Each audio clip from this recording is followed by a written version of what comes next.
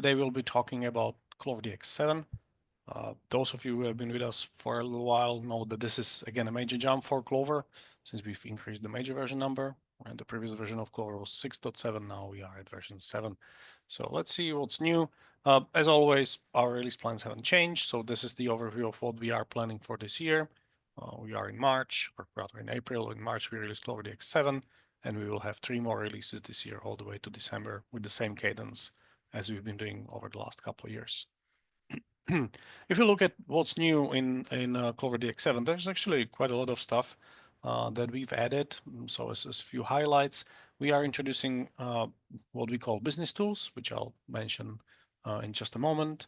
And this is a significant extension of what we had so far, especially with regards to data management or master data management, where we've added support for reference data management to Data Manager. We also implemented a lot of usability improvements in CloverDX Designer. As always, there are platform updates that increase the platform security and stability. And in this release, we are also removing some old and deprecated functionality. And I'll talk about all of these later.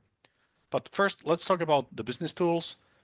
This is something that we are introducing in the product essentially as an umbrella term for the suite of CloverDX tools that help our business users or the non-technical users to work with their processes and collaborate with others within their organization, whether it's developers or other business users and so on.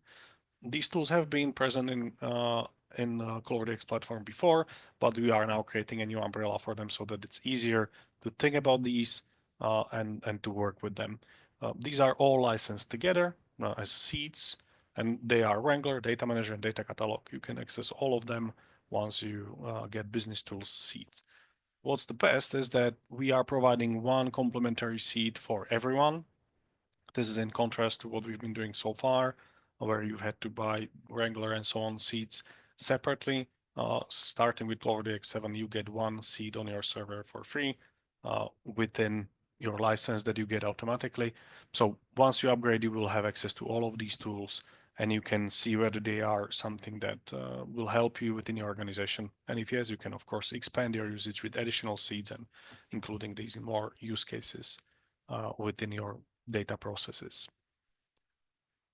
The biggest change that we've implemented in CloverDX 7 is the extension of the Data Manager. It now supports 2 different kinds of datasets. In CloverDX 6, 7, and before, we supported what we now call transactional datasets, which essentially represent data that flows through the system, kind of like real transactions. So for example, payments, orders, or something like that, where the data arrives to the system, it's processed, validated, and after a while it leaves. With CloverDX 7, we are introducing reference data or reference data sets, which allow you to manage shared lookups that are fairly static. For example, if you imagine, like you see on the screenshot, where you have a table of country codes or a product catalog and something like that, these stay in your organization for a very long time. They might change, right? For example, you get new products all the time. They might change prices, names, or other properties. But the product table as such, it stays there and is used across many different use cases. So this is different from transactional data, which tends to focus each data set on just one use case. And I'll show you the demo of how this works and how you can manage and use such reference data sets to make your life easier within CloverDX platform to essentially, for example, validate your data and so on. With Data Manager now supporting both transactional data sets and reference data sets, we are moving even closer towards data stewardship, where the goal is to essentially allow each organization to build better data so that they can trust it more. And we now focus on 2 major use cases with the Data Manager. The first one, that's something that we've been doing in the past releases with transactional data sets, is manual intervention into data pipelines, where the goal is to essentially load your data, validate it, enrich, and so on. And the data that doesn't pass the validation is loaded into the Data Manager, where users who know the data, who can fix it, can review, enrich, edit the data as needed. Once they approve the data, it leaves the system and is loaded to wherever it needs to go, whether that's an API or some sort of warehouse or anything else. With MDM Essentials, we are introducing new capability to Data Manager that will expand your ability to control quality of your data within your organization, because you can now manage what we call reference data or static lookups. These are shared across the whole organization, often used in many different use cases or many jobs. For example, if you have your product table, you want to make sure that the same products, the same prices, the same names, codes, and so on are used across every use case that needs access to this kind of data. And Data Manager now makes it this very easy through reference data sets. So when we look at the reference data sets, this is very, very similar to what we've been doing with transactional data sets, but the life cycle of the data within each data set is different. And these rows within the reference data tend to stay there for quite a long time. They have a little bit simpler life cycle because they don't have multiple different stages they move through, but rather they can just be enabled or disabled. And as before, the data manager supports full permission system that allows you to configure which users can see this kind of data, which users can edit, approve, and so on. Of course, for every change, we keep track of the changes over time, so you can see the full audit log of how your data was changing and so on. So the same concepts that we apply to transactional data, where we have a very simple user interface where the data owners and stakeholders can edit and see their data through just the web interface without having to install any client, is still there, and the full audit, the permission system, and all of that is still present and allows you to configure the data manager so that it fits within your organizational structure and rules for example, data access and so on. And now when we think about how to integrate data manager into your data pipelines, it's actually fairly simple. With reference data, we've extended your ability to use data manager in multiple different places. And before, in previous versions, we supported essentially the direct flow like we have from left to right, where we have usually one or multiple jobs that pre-process the data. Typically, this is data ingestion from some sort of data system. Data that cannot be validated or that contains some sort of validation issues gets loaded into transactional data set within Data Manager, where the users can view the data, they can fix the issues, enrich the data as needed. Once they approve, the data moves to the post-processing, which is again just a regular CloverDX job, whether it's a graph, job flow, or anything else, that will pick up the data from the data manager and load it to wherever it needs to go, which can be anything, right? As long as you can connect to it in Clover, you will be able to load the data there. With the addition of reference data, you have one more channel for using the data manager. You can use reference data sets throughout your validation, for example, which very commonly happens during the pre-processing, where you are, for example, trying to figure out whether the product categories match the categories that you have defined within your reference tables and so on. So your validation jobs typically use reference data. Your jobs that perform various mappings and so on oftentimes will use reference data to map from source labels for entities to the labels that you use internally and so on. And of course, in the post-processing jobs, you will be able to use reference data as well. Oftentimes you'll perform additional validation or maybe additional mapping to whatever layout the target system requires. So again, the reference data sets come in handy. And with this in mind, we have designed the reference data sets so that they are very easy to use. I'll show you how this works in a designer in a couple of minutes, but just a quick overview. You can create a new kind of a lookup that we call reference lookup easily from the outline.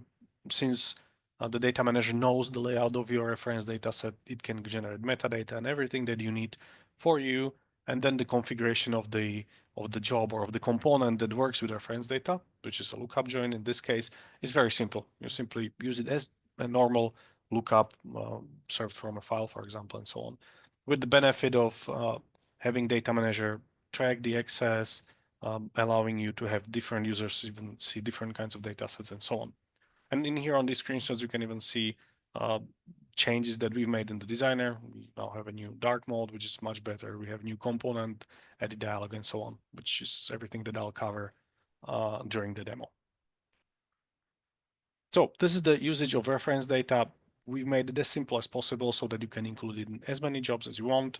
The performance is great. It's typically faster than using file-based lookups, and it is definitely faster than using lookups that are stored in databases where you are doing essentially one-off queries for your reference data. So just by using reference data manager, not only you get better data quality, but you might even get better performance depending on your use case.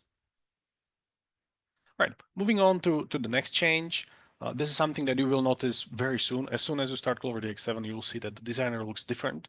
The reason for that is that we've implemented quite a lot of usability improvements in the designer itself. The first thing that will help you work with your jobs is the new edit component dialog. This is the dialog that gets shown every time when you double click a component, right, when you want to edit its properties. If you remember the old one, it was a very dense table with all the properties and little editors, which when you had a large monitor with high resolution, it was very difficult to hit the little three buttons, for example, to pick up a file or to change some properties and so on. So we've upgraded this so that it gives you the access to component properties much faster. Many properties you will be able to edit directly. For example, in here you can see that I have a fragment of CTL code, or there's a SQL in here.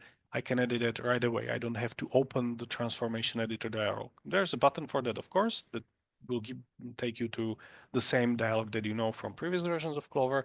But for many small changes, you can do it directly in here, which will save you some clicks waiting for additional validations and so on. The same thing, for example, for picking up values of various enumerations like the data policy in here. Instead of having to click the dropdown, you can click the item directly. The dropdown is provided there so that you can drive it through parameters. And so you are not losing any functionality, but it is now much faster to work with with your components. Oftentimes you will be able to do to make your changes right away without having to open additional dialogues or additional configuration screens. And you'll see this as I work with Designer a little bit later during the demo. The second part of the usability improvement in the Designer is that we've changed the way that the graph canvas works, or the large space where you are designing your jobs. It looks pretty much the same, right? We still have the components, edges, and so on, but it has been redesigned to work better on high resolution screens, and we have changed slightly the approach to putting the components there. Components now move on the grid. All elements are aligned to grid size, so it is now much easier to align components so that the graph flows better and is visually nicer and easier to follow and kind of to navigate. You don't have to do anything to get this, right? You simply run your designer. It will convert your previous jobs so they will show in this way. It will even move components to align properly within your grid. Of course, if you create something new, you will start with this kind of layout immediately. We've also changed the color scheme a little bit. We fine-tuned the scheme to also work better within dark mode, but the colors are still quite similar to what you have seen before. So it will be very easy for you to switch and to learn how to use the new version of the designer. Besides that, the views and everything else stayed the same. Right? The main change is really in the component edit dialog, which shows you the properties of the components, and in the canvas, which now works slightly differently, but it will be very easy for you to learn. Moving on to the next thing, as always, we have implemented a number of platform changes within this release. This time, the jump is a little bit better than what you are used to in our releases, which is also one of the reasons why we are using CloverDX 7 instead of 6.8, for example, because we have unified our platforms across all the offers. So everywhere where you can install Clover, whether it's on-premise, in cloud, through different means, Docker, Kubernetes, we now support two application stacks. They are all based on Linux. You can either use Red Hat Enterprise Linux 9 or Ubuntu 24. You can also use Ubuntu 22, but 24 is newer. This is LTS version, so it will be supported by Ubuntu for a very long time. And in both of these, you can work with specific application server. For the open source stack, the Ubuntu, we recommend Apache Tomcat 10 with Eclipse Xamarin 17. And for Red Hat, we recommend JBoss with Red Hat OpenJDK. These stacks essentially allow you to pick between the open source stack that you can get for free. You don't have to pay anyone to run these tools, right? That's the Ubuntu and Tomcat and Eclipse Xamarin. But if you are in a situation where you need every part of your environment supported, then you should go with the Red Hat Enterprise stack, where you will have Linux supported by Red Hat, you will have JBoss supported, and also their own build of JDK. You might notice that this all runs on Java 17, which is now required. It is not possible to run Clover 7 on Java 11 anymore. Right? The upgrades we have done underneath prevent that. We have also bumped the version of Tomcat to version 10, or rather 10.1, which again is required by the changes that we've made in the backend. We've upgraded tons of libraries for greater security. We have new version of essentially everything that powers Clover, so we'll get better security and new, more modern libraries that will help us support the product longer in the future. Of course, this means that the upgrade will be a little bit more involved for you, because instead of just dropping a WAR file into the existing Tomcat, you will have to install a new version of Tomcat, because you can no longer run Clover 7 in Tomcat 9. It just doesn't work because we require a new version of Jakarta EE. But still, the upgrade will be simple. You do not have to change your jobs, right? What you designed in Clover will work without any changes if you are not using any of the deprecated components. So migrating jobs will be simple, and setting up environment with Tomcat or Red Hat JBoss is not too difficult. So while it is a little bit more work than usually, it's still not that big of a jump. In this release, we have also removed some of the components that we've deprecated years ago. Probably the most used ones are the 4 that are listed in the table on the screen right now: run graph, system execute, speed limiter, Java execute. They all have been replaced by something that's more powerful, and especially in case of run graph and system execute, safer to use. Years ago, the execute graph, execute job flow, and execute script have been part of Clover since CloverDX 5, I think, or maybe even before that. And so it's been very long time, many years. Same for speed limiter or custom Java components. So you are not losing any functionality, but if you are using any of these components, which have been deprecated for at least 2 years, you will have to upgrade your graphs. There are more components that we have removed from the product, but they are even older than that. Some of them have been deprecated for 10 or 12 years old or so. So unless you are doing something really ancient with Clover 3 or 3.5, you are not able to use them for years now. So they are now not part of the product. You will be warned about that. So if you open a job that contains any of these components, you will see a placeholder component, which will essentially help you figure out what to do and how to replace it with the new component. If you are facing any issues with your replacements, please let us know through our support channels, and we'll help you figure out your jobs and turn them into something that works with the new components.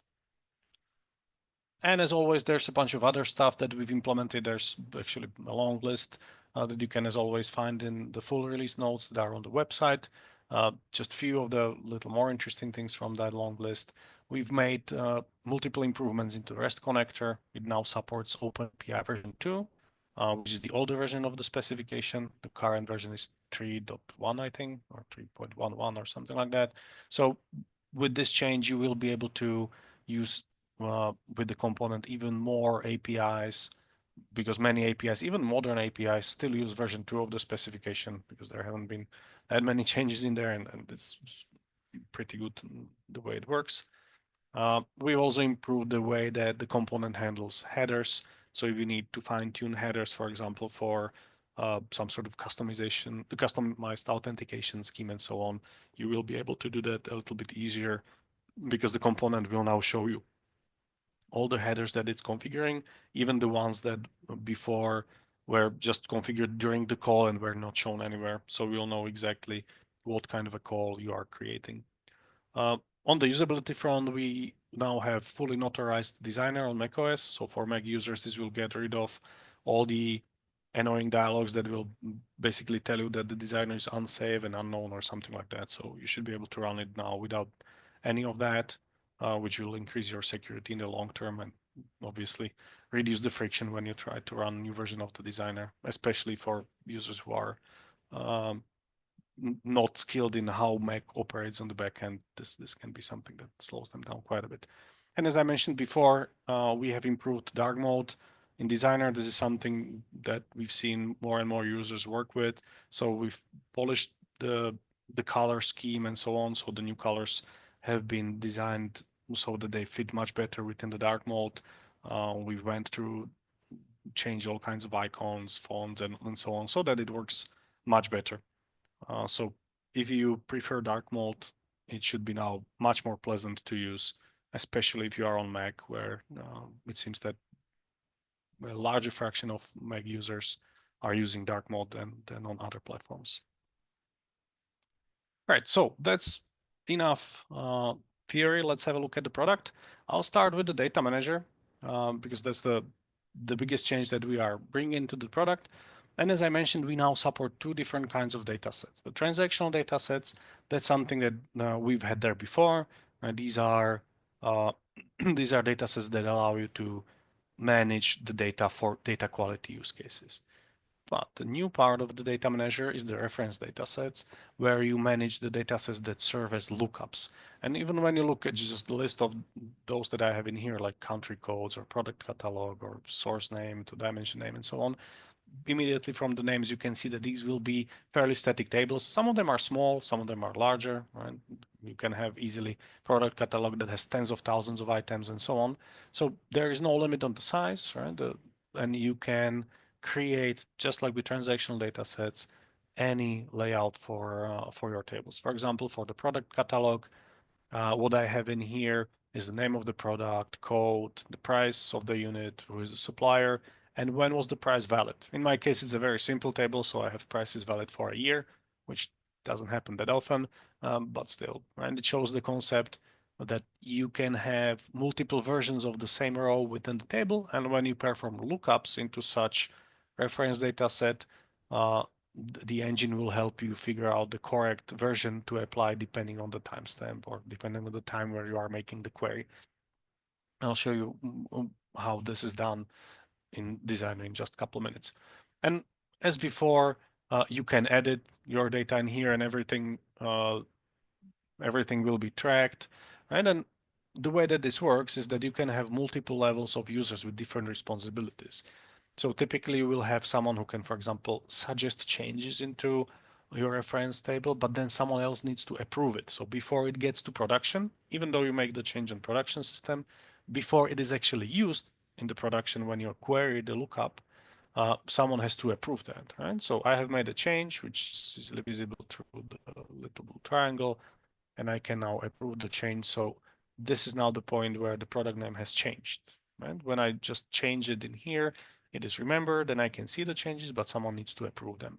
And as I mentioned, all the changes are tracked, so I can look into the audit log. I only have made a simple one change, but I can already see that in the audit.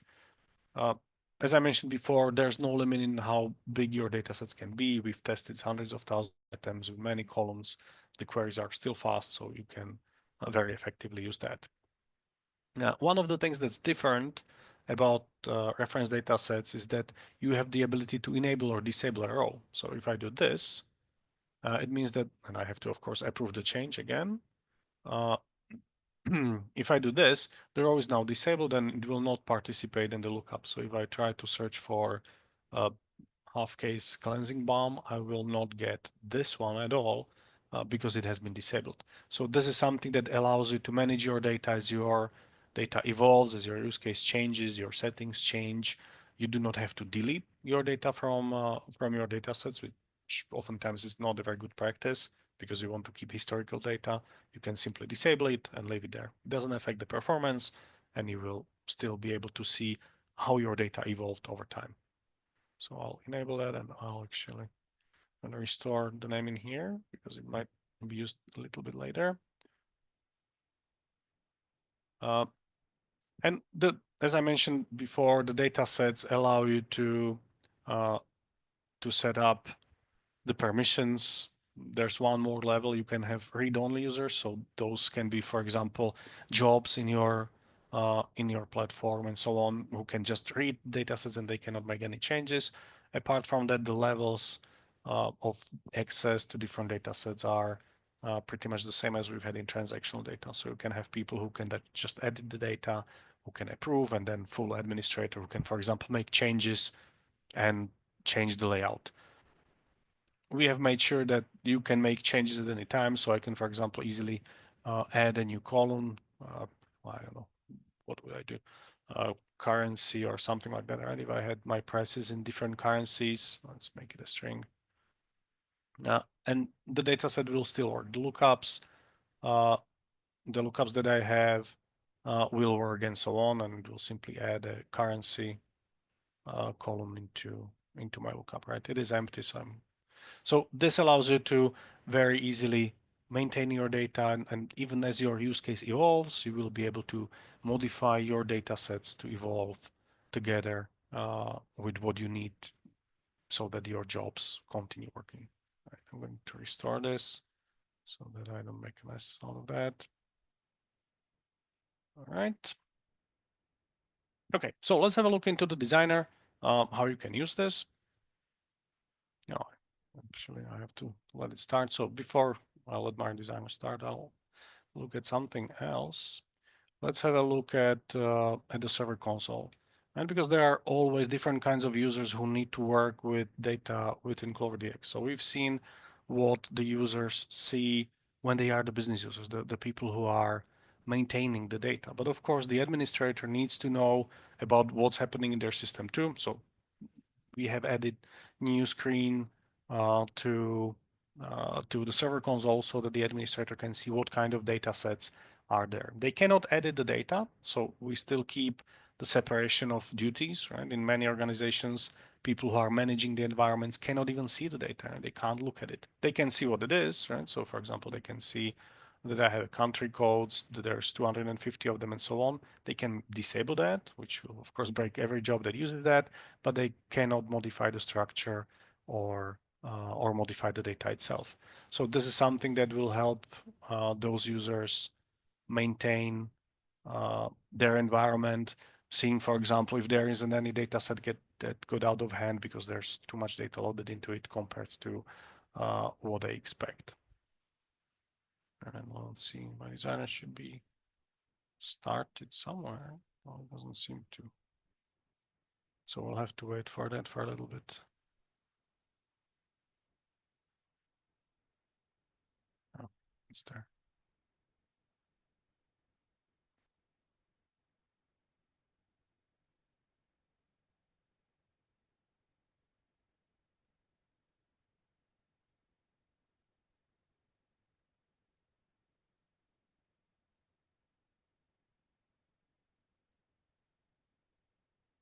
And in the meantime, as I was talking about the business tools, we have this screen, which we've had in the product even before, which allows the business users to have their own entrance, essentially their own login, where they don't have to see the console at all. So this is what you get access to when you buy business tools seats. Data types are available to everyone. They don't require any seat, but everything in here, the Wrangler data manager and the data catalog do require the seats. So once you have the business tools seat, you will be able to access all of these and give access to some of your users. All right, so the designer has now started. Let's have a look there. First, before I show the data manager, a few notes about the improvements. As you can see, the designer looks still pretty much the same, but the canvas is slightly different. We now have the grid there. And as I move components, they will be moving on the grid, right? It's not possible to move them in the middle. This makes it much easier to align components to make it visually pleasing when you are creating graph. It works for everything, regardless of the complexity of the graph. We have made the icons bigger and so on. The resolution of the resources behind it is higher so that it works better on bigger screens that are more common now. Apart from that, it's the same. And now let's have a look at the component edit dialog. As I mentioned, this is something that happens when you double click a component, and it opens slightly differently than what you've had before. The properties that you have here are still the same, so we haven't changed the components, but you now have better access to what's inside them. If you have code that's not very complicated, like for example in here, I'm just generating multiple copies of the same record with some sort of random date in between. It's very easy to change because the editor in here is full editor, right? So it will do syntax highlighting, it will do suggestions and everything, right? So you can edit your code right away, but of course, if you want to, you can display a bigger dialog, which is advantageous if you have some more complex transformation, or for example, if you want to do drag and drop, right? This is available in here. And as always, you can work with the source and edit the source as you are used to, either showing the ports or not, depending on how you prefer to work with the dialog. And this works for every component. So all dialogs are changed and they all look like this. It's easier to navigate within them if you have something that's more complex. For example, like HTTP connector, you will see tabs across the top of your dialog and you can switch. If I make it a little bit smaller so that it's visible, I can switch to different categories very easily. And as I scroll through that, it will also synchronize. So it is faster to find the properties if you know where they are and to edit them. And then at the same time, we've kept the properties the same, the labels and everything is the same. So you do not have to relearn new names for things that you've been using for years. So that's the designer improvements. Let's now have a look at how can you use the reference data sets. This is a very simple job that that just calculates the prices of an order. So I have an order and I try to look how expensive it is in different years. And so if I bought it 4 years ago, how much it would have cost me 2 years and so on. So I'll run this so that we can see the result and I'll explain how it works. And the magic where the reference data set is used is in this component. This is a lookup join component, which if you know how it works, it's very simple. And you have the data that comes on the what we call a master port, right? So there's only one port coming into it, and I'm doing essentially a join and trying to add data from my lookup to it. And in here, I picked a lookup that I called product catalog lookup. From the list of lookups that I have, I only have a single lookup in the job, and it behaves just like any other lookup that you could have used in Clover before, right? So all lookups present the same interface where you can see their structure in a separate port, and you can drag and drop and use the data from the lookup. In my case, the only thing I'm doing is I'm grabbing the price and performing the lookup based on the product code, which is configured in here. And now what's interesting is how you can get to that lookup. You don't have to read any files or anything like that. You simply create a reference lookup, which looks like this. And the data manager knows what kind of lookups are available. So when you are creating a new one, you just pick from the list. It will give you the layout, what's inside it. And for example, if I pick something like the product catalog we've seen, and these are the columns within it, I know the field types and so on. I just give it a name, and that's it. Now I have created a link between a lookup table that's within my job or within a graph and the data set in Data Manager. If the data set changes, the lookup changes too, and the changes are synchronized, and all the operations that you can do with lookups will work. And so you can read from the lookup, for example, to join. You can do it in CTL through lookup functions. You can write to lookup in CTL or through lookup table redirect component and so on. We also have special components that work just with reference data sets, like reference data set reader and reference data set writer. And the components that work with transactional data sets have been renamed to transactional data set commit reader and writer instead of having just a data set. They will still work. You don't have to redo your job. So if you are using transactional data sets already, the components just have new names, right? The components themselves are the same and they work in the same way. So this is how easy it is to use the lookup. And in our case, we can have a look at this, right? This is my order, which contains 14 items. So I'm starting with just the product codes. Then I'm creating copies. Every year I want to know the price. And this is where I get the prices. And you can see that, like it's general trend, things get more expensive over time. So we start, for example, with whatever this product is in year 21, it was $12.25, and in this year it's $14.10. And we can see then aggregated prices, and the orders do really have different prices over the years. So this is something that allows you to very easily query your reference data in any context and just work with that. And the most common uses will probably be through lookup join or through CTL. All right, and so this is essentially it from the demo. Thank you, everyone, and have a great day.